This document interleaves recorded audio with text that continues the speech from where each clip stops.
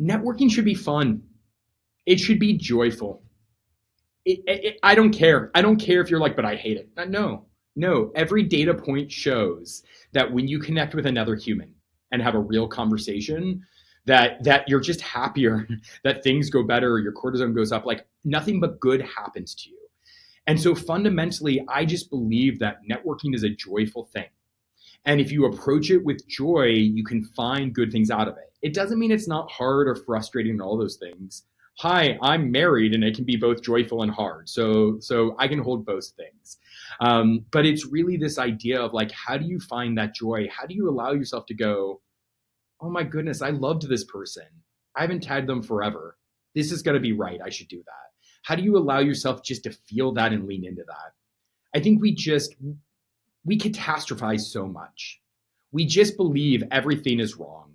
We just believe that like all of these things. And I just think that when you enter with a, excuse the cheesiness, but with an open heart and the willingness to say, who am I going to chat with today and what is it going to unlock? You can have a little bit of fun. And I think when you have a little bit of fun, this is just a lot easier.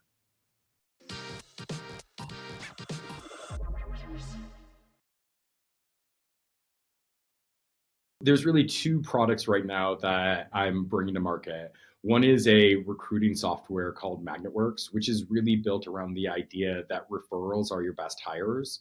And when you live in a small community, you can't afford to overspend on Indeed or ZipRecruiter or all these platforms. You need to find ways not just to bring down costs, but really to connect networks. Because if so often your next hire, you're connected to your next hire, but you just don't know how. And especially if you're a restaurant or a small business, every dollar matters. And so we built a tool to help small businesses and companies really activate their own social networks, their own in-store, in order to hire locally. And then the other piece of it is I built a leadership and development and kind of transition coaching company called Pivot People, really built upon this idea that we're in a generational change moment. Everything that's changing, all the transitioning that's happening is not meeting the moment. How we work, how we operate has fundamentally changed, and we still don't understand it. We're still learning. It's why software like you exists, is because you're leading the way and helping us understand what this future of working looks like, of networking, of connections. And so for me, I'm investing in building right now content programs in order to really kind of help support people and companies through these big transitions. Millennial and Gen X is now moving into leadership roles, as you currently have boomers and older Gen X retiring at, I think it's something like 17,000 people a day or something like that are currently retiring from the market of that generation, some significant number. Obviously, that number will go down, but you just have this huge generational change happening. On top of that, as a elder millennial, I own my age. I'm going to tell you everything that I was promised in the job market did not happen. I was the first graduating class in 9/11, so that wasn't fun. I learned what a furlough was before furlough became a fancy term. I got married in the 2008 economic crisis, which then fundamentally changed how we worked and how we operated, told opportunities had to go away. And then even to that degree, we got told there was this ladder. And then a few years ago, someone said, no, it's a jungle gym. And I'll be honest with you, I'm way too old to play on a jungle gym. I don't play on jungle gyms. That's not what I do. And all those to me is the kind of the some of the examples or conversations like, what's changed. And if you go specifically what's changed, it's that, what growth looks like isn't clear anymore, because we don't actually know what companies are going to survive and what companies aren't going to survive. We just don't know. AI is changing growth so quickly that we're seeing businesses make these decisions in terms of layoffs almost instantly, because that's how quickly their business is changing. And in a world where layoffs can happen that quickly, you have to own your career in a different way. You have to think about your value prop. You have to think about work in a different way, because this idea of going into one job for 20 years isn't going to happen. When I started working, they said, oh, you'll probably have 8 jobs in your career. Now I think they're saying 22. And at this point, I don't think it matters anymore. It's actually about the work. And that's I think where a big pivot you're going into is more and more it's about what's the value you can give. How do you describe it? How are you clear about it? now's the moment to start leaning into figuring out your networking relationships. I think it's easy to say, like, oh, I'll do it in a few years. Oh, I don't know enough people. It's not worth spending on software. Oh, XYZ, what are all the excuses? But the truth is that I fundamentally believe that your network and your relationships are what's going to fuel your career for the next 20 years. I think this is the next chapter of the working world, which is how does your network and relationships unlock opportunities? Part of the reason you want to network and build the relationships is you're looking to uncover a question that you have. The question is, how do I get a job here? What is this company like? What's your feedback on my positioning? What's my story? Like, you have a fundamental, what's the pay? Do they accept interest? Like, what are all these pieces? You have these questions. And so I think about the ask as, what's the ask that you need that unlocks an answer? Because part of your job in building the relationships and networking is you're really getting answers and input in order to solve the problem, in order to get the job or build the relationship or do whatever it is the thing you're trying to do. And so for me, I start with me and go, well, what's my question I have for myself? What am I looking to discover? And then from there, I go to, well, who would have a point of view? And I go through my network with that question of who would have the point of view. And that point of view might be because they work at that company. That point of view might be because they worked at that company. That point of view might be they were fired from that company. That point of view might be that they, have, a resume that looks very comparable. They should have worked at that company. Whatever is the point of view, whatever it might be, I come up with that. And then from there, when you go to reach out with people, you lead with your story. You lead with your intention. And the intention is, why can this person uniquely answer your question? I am, building a leadership and development company, and one of the things I firmly believe is that it's time for a new type of outplacement.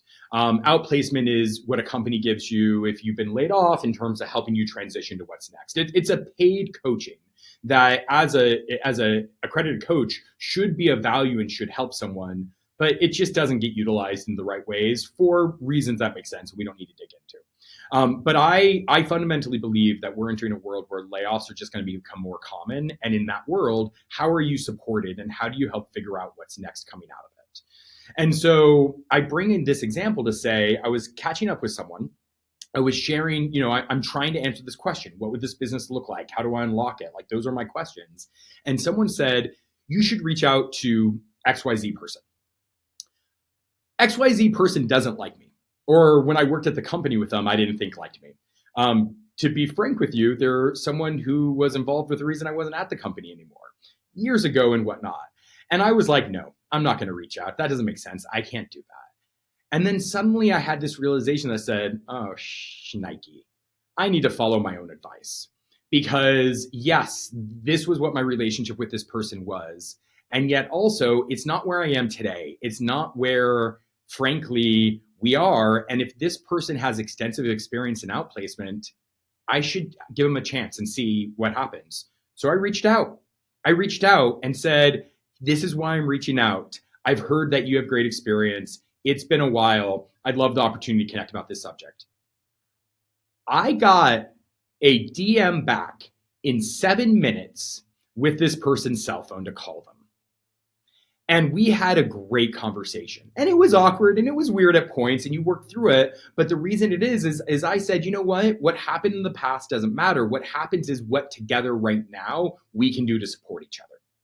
What happens right now is ways that I can leverage you that also recognizes your skills, but that meets the moment I'm looking for. And frankly, that I can swallow my ego and allow myself to call someone who can unlock me. And it was one of the most valuable conversations I have.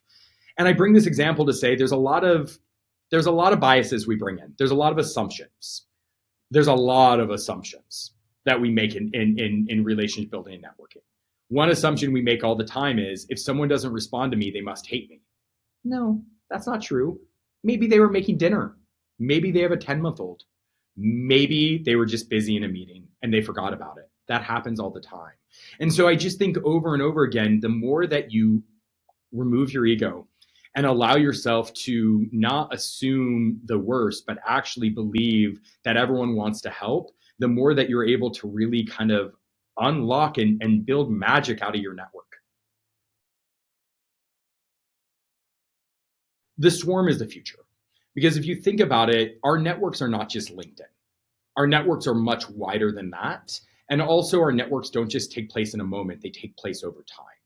And more, we need to get better at tracking that. The folks today who are great at networking are the ones whose brains just take in all that information.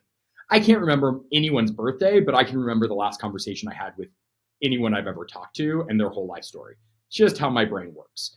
Most people's brains, fortunately, do not work that way. And so you need software that allows you to do that, to understand it, to build that record and that track so that you can understand it in a richer way. Because if you don't know what's in your network, then you can't use it. You can't connect with it. And that's something, and recognizing that every day your network changes. Every day someone loses a job and gains a job. Do it early and often.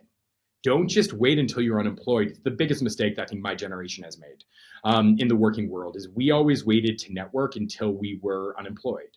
And the fact is that if you're waiting to that point, your relationships are just not as warm as they should be. You're not as aware. You're not part of the conversation. And so you should always be networking. You should always be building relationships. If you're in the middle of a job, build relationships by offering your services, offering how you can help people.